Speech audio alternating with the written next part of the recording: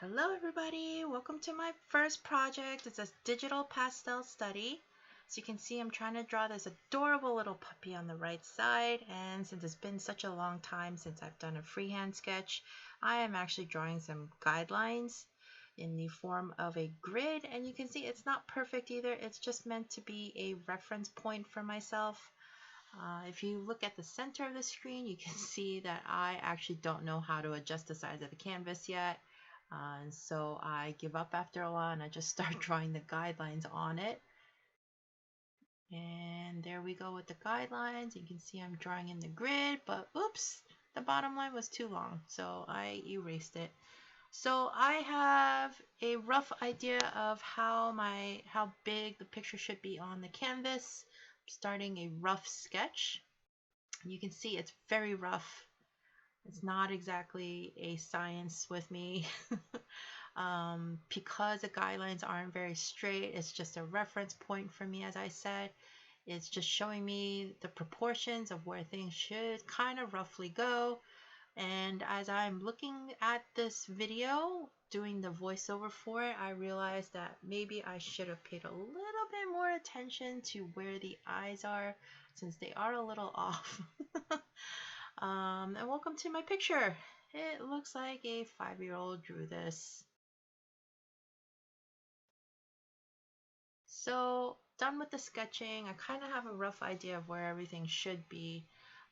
You can't see where why the mouse is hovering over on the sides and the edges as it is.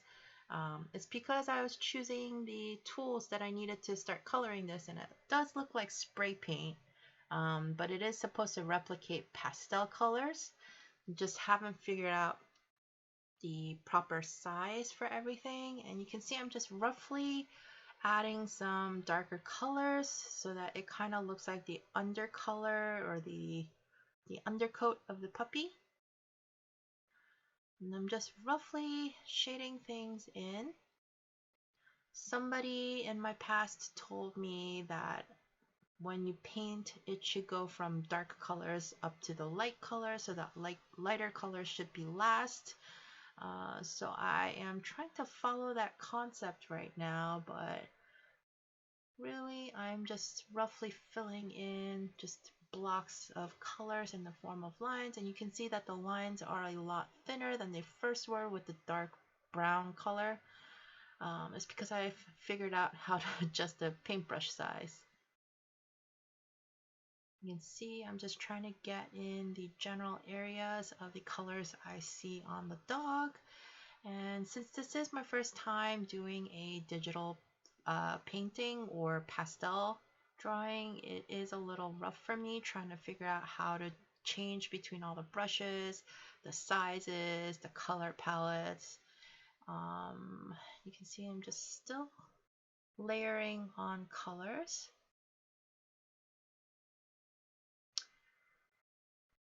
And I am starting to blend a little bit. It looks like I'm actually just adding more color, but it's just the smears from the blending. And you can see I am figuring that out too. And what I didn't realize when I first started this is how much things will blend and how much it will just smear. So I'm kind of learning the curve there with this program. For those of you who are curious, I am using a Wacom tablet. Not sure about the model exactly since it's not written on the Wacom tablet. And the program I am using to draw is Corel 3.0. I know it is an older version, but that's all I have access to right now. So I'm just figuring things out. To be honest, I have never used Corel before. Most of my previous work as a student was in Illustrator and Photoshop. And there you see I moved my reference photo from the right to the left, mainly because halfway through the drawing I realized that I am a righty. So if I constantly put my hand on the right side of the screen on the tablet, I cannot see the picture under my hand. So I moved it to the left and boom, suddenly I can see what I'm drawing. And I got tired of working on the fur for a bit, so I decided to move on to the eyes and the nose. It just looks really weird now because the fur is only half done and I'm only putting in these dark areas. And there is a white gap where its mouth is supposed to be, so it looks kind of funny. Oh, and there are some details on the eye so that it looks less creepy. Can't work on things that look creepy to me, even if it's half done. And there I am trying to fill in the tongue now, but it is so red. I could not find a color that I was happy with, so ultimately I just chose that color. And it kind of looks like the puppy now, kind of. At this point, I'm fairly happy with the ears. They could use a little more tweaking, but the fur itself definitely needs more tweaking. Those scribbles on the bottom is me just trying to figure out the blender. As you can see, it carries over a lot of color even though it was a clear spot.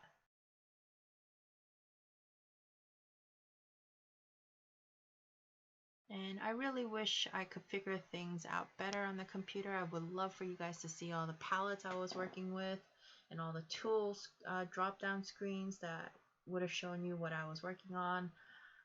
But since this is the first time I was working on this, even on the video, it's my first time. Didn't know how things work, so bear with me. I'm so sorry. uh, let's see. The dog's coming out better now. I can tell it's vaguely like a dog. For those of you curious, this is actually 2 layers right now. I have a canvas layer and a foreground layer. I am actually doing the pastel dog on the foreground. The guidelines were done on the canvas directly. What that means is consider like 2 window panes. One is in the back and one is in the front. The back one is just a white glass where you can't really see through it, and I drew lines on it. The glass on top of it is clear, and that is where I'm doing the pastels on. The reason I am doing that is so that later I can just fill in a background. It's been quite a while since I've done artwork, so I just did not feel up to trying out that background in the picture, as I'll show you later. And you can see now that I've got some of the facial features done, I've gone back to working on the fur, trying to give it some dimensionality, not just like a blurry blob on the photo, more like a 3-dimensional object. And you can see I've figured out the blending now, so it's going a lot smoother.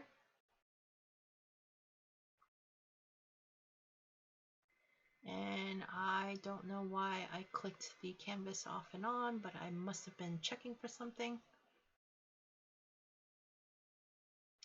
And I'm just cleaning up some of the facial features now. So you can see I was working on that dog's eyes, working on the details of it a bit, just to try to give it more character and to make it a little bit more realistic and not so 2-dimensional. I've just given it some under eye bags in brown, but no, really. I'm going to be blending that out so that it blends in and looks more like fur and not just under eyes. What do you call those? The marks that football players put on their cheeks before a game.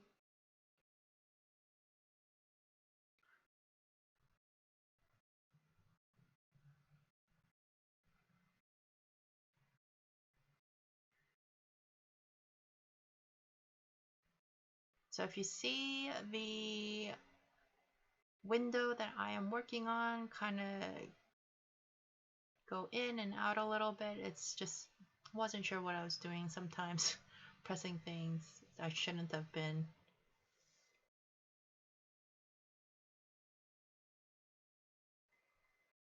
And there we go. We keep adding more detail. So I'm giving it some shading now, just to try to give it some depth. I see some of these shadows on the picture, so I'm trying to add that in. And again, blend, blend, blend. That is the joy of pastels in real life. It is the joy of pastels on digital format. blending. Had this been an actual pastel drawing, I probably would have had to wash my hands a few times by now. Not a believer in those paper blenders, the ones that look like pencils made out of rolled up paper.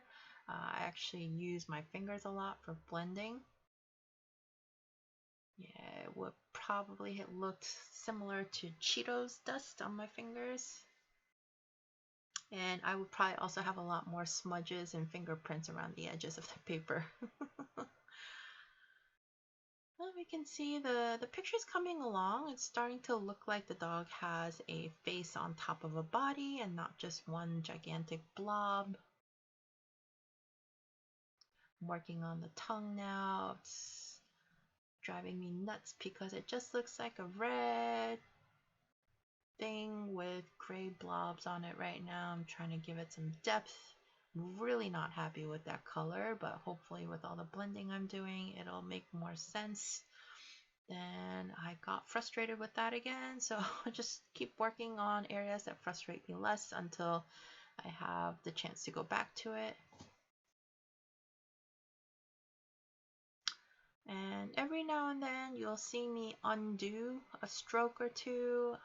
It's just because I forgot to switch the brush, where I might have been changing the color but I forgot to change the brush, or I was changing the brush and forgot to change the color. So the digital format was a little more difficult for me than I realized. But eventually you get the hang of it and you just do the best you can.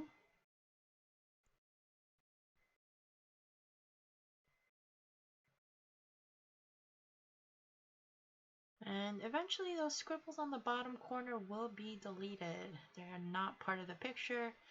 It was just me trying to figure out how a brush works. I make more use of it in my next project where I actually do make use of those scribbles on the bottom, but for this one I didn't know how to, so they're just there for now.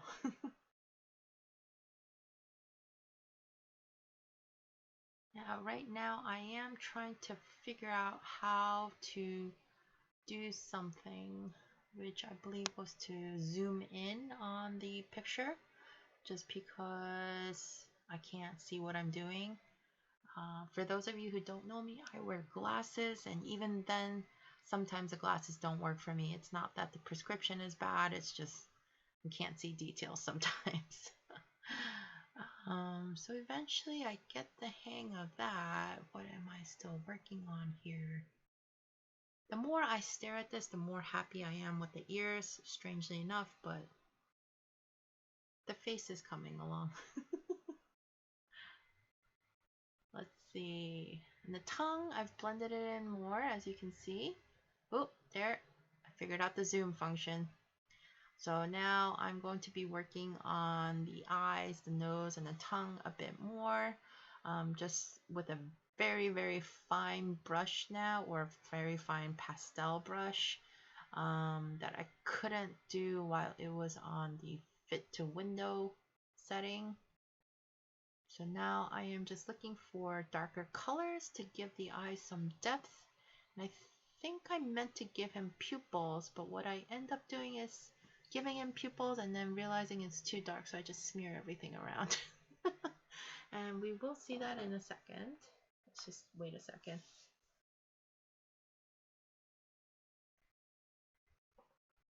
Such a cheery picture.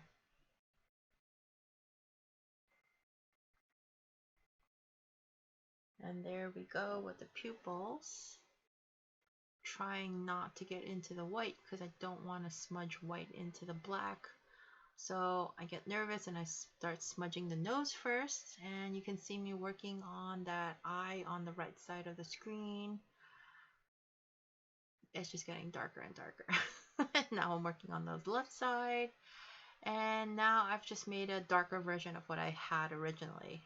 So now I need to start adding some details in, like the eye crease. Do dogs have eye creases or eyelids, I guess? I mean, I know dogs have eyelids, but is that what I'm drawing? I'm not sure. It's what's on the photo though. don't want to mess around with it too much more, so I am now finishing up. You can see I didn't erase the picture, I just put it on invisible for a second, just so I can see what I'm erasing on the canvas, which was that lower layer again.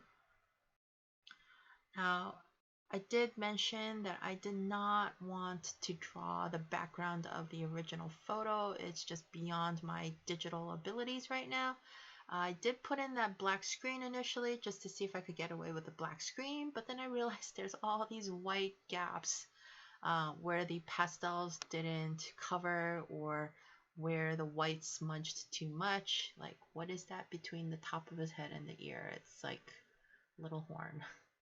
And right now I think I'm being slick by trying to draw in some black, but then I realized I don't want a black background. And when I hide the black screen, then suddenly you can see all the black marks I made, so we're going to get rid of that.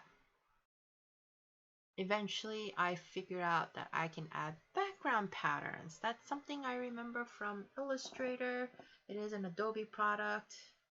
And I figured I could do the same here, especially because if you were working with me on the left side of the screen, you could see some background patterns available.